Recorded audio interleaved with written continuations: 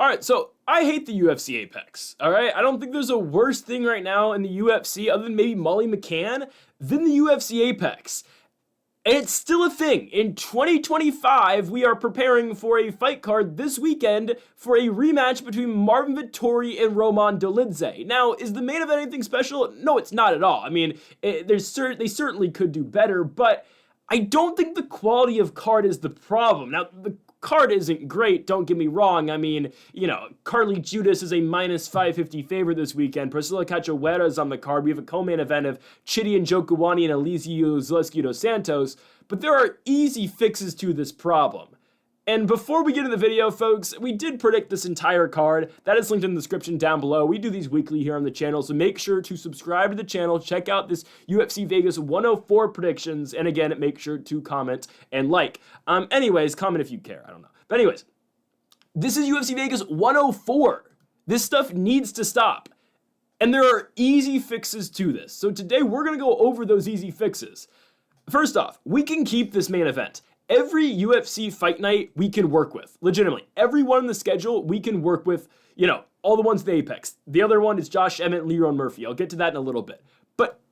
And again, I'm gonna maybe I'll apply for a UFC job. Maybe UFC can hire me to matchmake. But legitimately, this is not that hard to fix this card. First step, you take it out the Apex, you take it out of a warehouse that seats, 100 people, and you move it to an actual location around the world. I present to you Italy. The UFC has never been to Italy. You have Marvin Vettori in the main event. I get it. Marvin Vettori's coming off a loss 2 years ago to Jared Cannonier in a good fight, but a fight that he ultimately lost. Marvin Vettori, has not fought in Italy since his Venator days, obviously in the Italian regionals. So why not take the guy over to Italy for a fight night card? You could go to Roman Dolidze's hometown of Georgia or home country of Georgia, but that's actually a very plausible option too, but for our sake today, we're going to Italy with Marvin Vettori. And before you say, well, this card's not great, how are you going to sell and how are you going to fill out a building in Italy with Vettori in the main event, with Elizeu Zaleski dos Santos in the co-main, Alexander Hernandez on the main card, Kevin Vallejo, Sungwoo Choi in the feature fight? I present to you UFC Fight Night, Houlihan versus Smolka. I'm old enough to remember these cards. This is what we used to sit through. October 24th, 2015. Look at the card. I'll show it to you right here.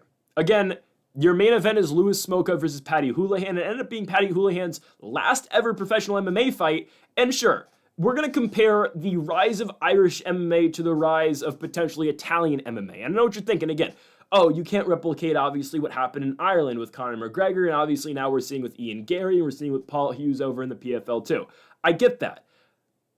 But we won't know unless we try it. So if you're the UFC and we're talking about, we want to go to Spain for Topuria, we've been talking about going to Hawaii for Max Holloway for years. If you want to truly expand the sport, you have to go other places than just the normal Paris, Australia, Canada twice a year, once a year, Mexico once a year, as they're coming up next month for the Moreno Ursay card. You actually have to expand to other parts of the world. And sure, it's getting better at least this year because there aren't as many Apex cards. How the UFC is going to Kansas City and Des Moines, Iowa coming up in a couple months, but why not take everything to Italy and try to grow the sport out there? So now, again, I'm not going to compare Conor McGregor to Marvin Vettori. You obviously can't do that, but this is, again, during the rise of McGregor. But the UFC back then put 9,500 people into an arena to watch Louis Smolka and Paddy Houlihan in a main event. Insane stuff. I believe Poirier Joe Duffy was supposed to be in the main event, but who cares? 9,500 people showed up to watch Louis Smolka and Paddy Houlihan. 9,500 people at least would show up to watch Marvin Vettori fight Roman Dolidze. Now we have some other fixes to the card that will help that, but look at the rest of the card. Norman Park in the co-main, Darren Till drew with Nicholas Dalby in the featured fight. Stevie Ray's in the card. I mean, it's not like we had an influx in Irish talent. I mean, we have Neil Seary. We had, Aisling Daly, who was, I believe she tried SPG Ireland with Connor, if I'm not mistaken.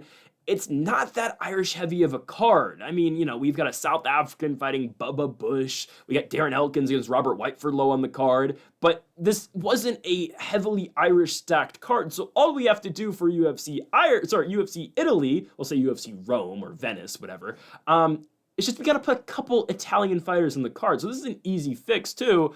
let's look at the best Italian fighters in the regional scene right now. And the first one we have to go to is Stefano Paterno. He's 19-4-1. He's fought in Bellator before. Sure, he went 1-1 over there, but this is a guy currently on a 5-fight winning streak. He was the Venator champion, which is the #1 regional over in Italy. And UFC, I believe, the UFC already has Venator on Fight Pass. You might as well continue to grow the sport. You could do a whole Dana White looking for a fight at Venator. And then boom, we have a UFC Fight Night in Italy as well. Paterno is on a 3-fight winning streak in Cage Warriors, and he's not even the biggest prospect right now out of Italy. We'll get to him in a second, but he fights in the welterweight division. He just had a fight that was canceled in KSW in December, but again, the guy's on a 3-fight winning streak in Cage Warriors. He's fought in Octagon, he's fought in Bellator, he was the former Venator champion, and who do we match him up with? We can put him on the main card, obviously. We'll put him, probably not co-main, we'll keep Zaleski, Dos Santos, and Njokuani on the main card, whatever. But we'll just put him on a featured bout, or maybe just a main card fight against a guy we know he can win. We gotta, look at this for a long-term thing. We gotta build the sport of MMA in Italy, or build the UFC's empire into Italy.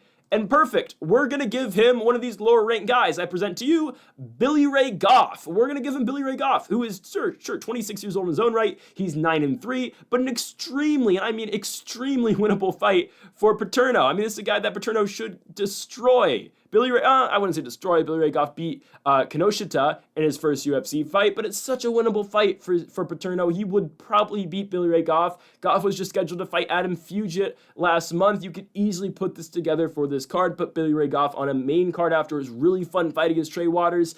It sells itself. And then what do we do for our featured bout? We sign a guy who's probably going to make his way to the UFC eventually anyway, in Dario the Neanderthal Bellandani. Probably butchered his name, but it's easy. We've signed him to the UFC. He's the current Cage Warriors middleweight champion, just retained his belt in a split decision fight. Again, if he keeps winning, and I get it, Cage Warriors hasn't seen the most talent recently, at least be successful in the UFC, but all we gotta do is sign Dario and put him on the UFC roster for this UFC Italy card. He's the reigning champion. If he keeps winning, he's going to find his way on the Contender Series anyway, or he's going to go on to fight for Bellator, or sorry, PFL now. But I don't even think the PFL's in the market of signing talent, because I think the PFL is better. Bellator went to Italy once, if I'm not mistaken. The Adam Piccolotti, Mansour Barnawai card, I believe, was in Italy. But it's a perfect time to tap into the Italian market, and I'm not even trying to sell you on Italian MMA right now. I'm just saying we can take advantage of the card that we already have with an Italian fighter who's challenged for a world championship before in the main event. It sells itself. Now, so who we're going to have Dario fight? Easy. We have a lot of names. I mean, we could give him Ihor Potieria. We could give him a Josh Fremd, who's been in the UFC for a little bit. We could give him a guy like Dusko Todorovic, a Julian Marquez, who's going to be on his way out. Any of those guys work. I just give him Robert Brysek. Robert Brysek's 0-1 in the UFC. He's from Poland. I get it, Poland, I don't know my European geography too well, but you get another European guy. Big guy, obviously, in Octagon was Robert Brysek, came into the UFC with a lot of potential. He lost to Ihor Potieria in his first fight. Perfect. Put him in a feature bout against the reigning Cage Warriors middleweight champion in Dario. It sells itself. Feature bout the card. Instantly, we have fixed this card. We have a main event of Marvin Vettori taking on Roman Dolidze. Sure, it's not a hyped-up rematch, but Vettori returning home to Italy for the first time in his UFC run. Let's do it. Co-main at Chidi Njokuani, Alicio Zaleski Dos Santos. Now, someone probably gets knocked out in that fight, I'd hope, so we'll leave it in the co-main. And then boom, we have Dario versus Robert Brysek, and then we get Paterno versus Billy Ray Goff. Now, these aren't the biggest names, but again, the argument that I will present to you is that you compare that card to what the UFC put out for Houlihan versus Smolka, with the main event being Luis Smolka versus Paddy Houlihan, Norman Park versus Reza Madai, Darren Till and Nicholas Dalby, and Neil Seery versus John Delos Reyes. What card is better? The one I literally just put on for you in a matter of seconds with Vettori and Dolidze. And I get it, there's going to be, contractual, there's going to be problems with contracts, but I think it's not that hard of a sell. You're the UFC, Dana White's in charge, it wouldn't be that hard. Hell, put Power Slap in Italy too if you want. Perfect.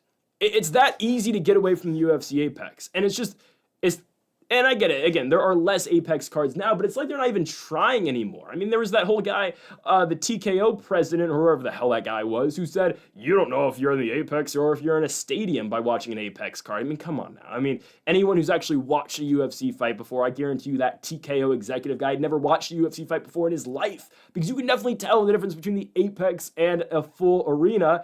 Hell, look at the last Fight Night card we had. In Seattle, Gene Silva with the huge knockout, obviously. And sure, the Cejudo-Sonya Dong fight wasn't the best in the main event, but still, you know, the crowd was involved with it. The crowd booed the hell out of the ending to that fight, and we would have gotten nothing in the UFC Apex. I think, again, the Apex should be completely dissolved. It should only be used, obviously, for the Contender Series and the Ultimate Fighter. Before we go, another card that is very easy to put together. The next Apex card is Josh Emmett versus Leron Murphy. 13 fights in the card. I'm going to put this card in Sacramento, California. Okay? It is very simple to make these adjustments too. You can already take this card, and it's very simple to put fights in big markets. And obviously the UFC's already done this, right? Brandon Moreno, they're going to have a Fight Night card, obviously, in Mexico because of him. They're having a Fight Night card in London because of Leon Edwards on the marquee. They've done this since the beginning of time. The UFC has taken their stars and their headline fighters to their hometowns. Perfect. Josh Emmett trains at Team Alpha Male in Sacramento, California. Boom. We are going to match him up with Leron Murphy. Obviously, that's already there. Perfect Fight Night card for Sacramento, California. I know what you're thinking. Oh, it's a Josh Emmett main event. Who's going to that? Well, again, I present to you UFC on ESPN Plus 13. Durandamy versus Aspen Ladd was the main event. 10,300 people went to the Golden One Center to watch this fight. I know Uriah Faber was in the co-main event. Unfortunately, we cannot get him out of the Global Fight League to fight Renan Barão in the co-main event of this fight card. But still, Josh Emmett will sell itself. There are so many markets in the... Okay, I don't know about Josh Emmett's going to sell at the arena himself, but there are so many markets around the country and around the world that are just dying for UFC. This is the last time the UFC has been in Northern California, 2019.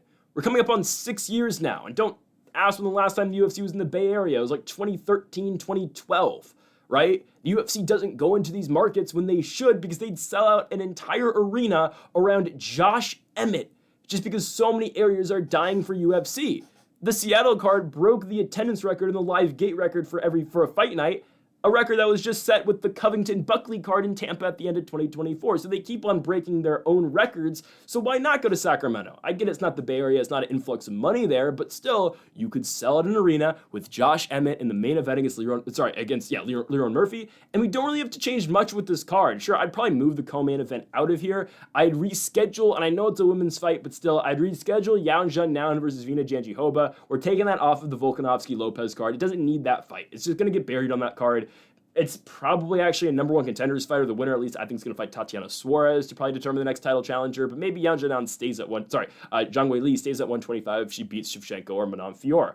Regardless, you put the co-main event of this card. So main event, Josh Emmett, Leron Murphy. Co-main event, Yan Zhang versus Vina Jandiroba. It's a fight card where people would actually kind of care about it. And then featured bout, we have a list of alpha male guys we can go to. I would have personally, and again, hindsight's 2020, if we knew about this and we're moving this card to Sacramento, I would have just moved Andre Fili's fight back here. We would have just gone Andre Fili versus Melt Costa in the featured bout. And before, again, you say anything about Andre Fili being in a big-time fight, if my memory serves me correct off the top of my head, back when the UFC did the Fox Sports 1 cards, Andre Fili was in a co-main event. I think it was in, was it Boise? I think it was in Boise, the Junior Santos Blagoy Ivanov card. The co-main, I think it was this card. No, it was a co-main event somewhere. Was Andre Fili and Michael Johnson. So it's perfectly fine having him as a feature fight on a Sacramento card when you have Emmett and Murphy in the main event. Leron Murphy's an undefeated featherweight, and obviously Yan Zhang and Vina Jandiroba, two fighters who have main evented cards before, potentially fighting for a title shot. And the rest of the card, sure, it's not great. I mean, we've got the Picasso of MMA, shout out to Ode Osborne. We've got Vanessa Demopoulos on the card, Reese McKee.